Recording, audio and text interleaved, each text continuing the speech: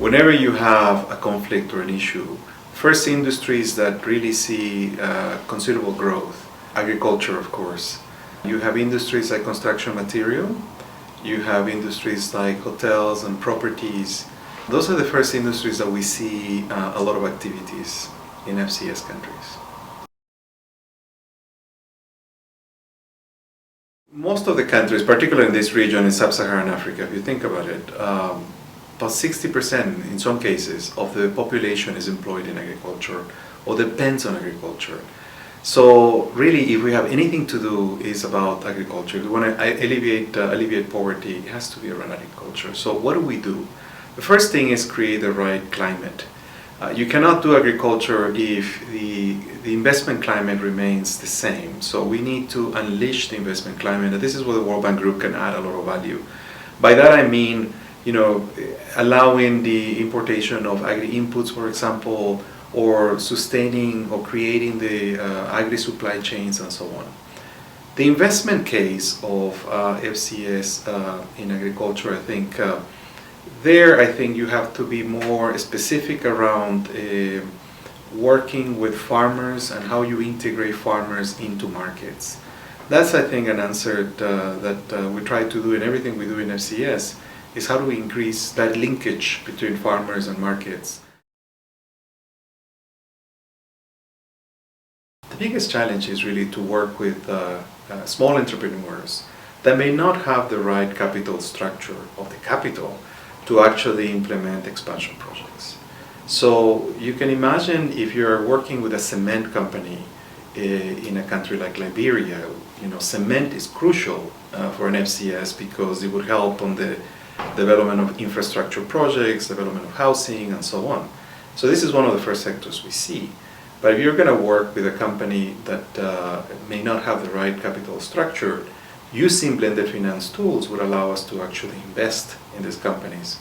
FCS, if we want to, as an IFC, really respond to the need, the status quo is not going to help us. So we need to think differently about how to create, how to promote businesses in FCS. So I said, you need to create a climate. That's crucial. But you can really move the investment operations in two ways.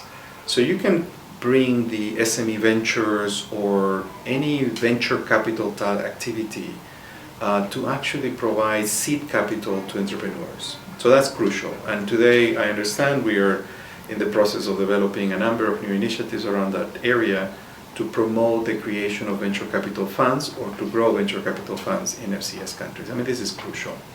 The second point is intermediation. We need to get banks to lend. And to get banks to lend, obviously the banks have to be strong.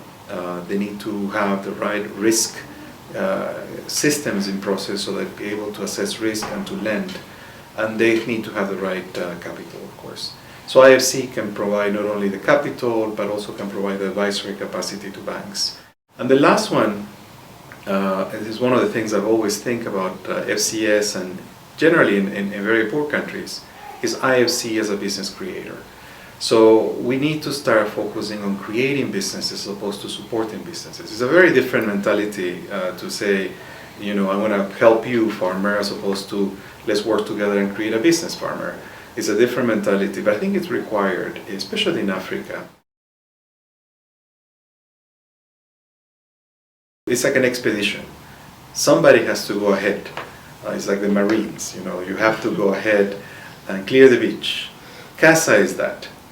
To have CASA and really operate in many difficult environments, and to have people there to actually start understanding who's who, to start helping us and assessing markets, assessing basically government regulations. It creates to us the right entry point. Without CASA, we couldn't work in many FCS countries. Without CASA, we couldn't do what we're doing in DRC or Liberia or in Sierra Leone, in all these countries. Without CASA, we just couldn't do it. I would say what we need to do is to take CASA perhaps a bit more seriously internally within the IFC and really put the efforts and resources that CASA really needs. One easy thing is for senior management to look at CASA differently and say, look, this is our FCS entry point. This is our Marines, So That's CASA for me, and I think, and don't confuse it. Don't get anybody else to get into the what CASA does, I think. So that to me is what I think needs to improve. Generally, I think we do an okay job, I would say, working with donors. So I think that if we are clear as an IFC of the role of CASA, I think donors, there are more people to work with around the donor community. So I think once IFC takes a decision that CASA is our vehicle for FCS, no questions asked, right? It's all clear.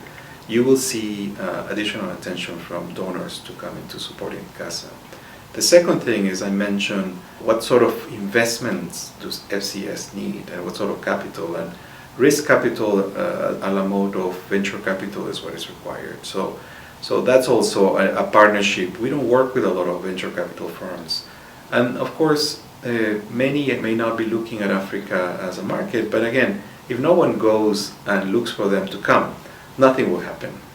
So that marriage has to, I would say CASA could play a role of bringing more venture capital firms to look at some of these countries. So I would say that to be two key relationships that I would work on.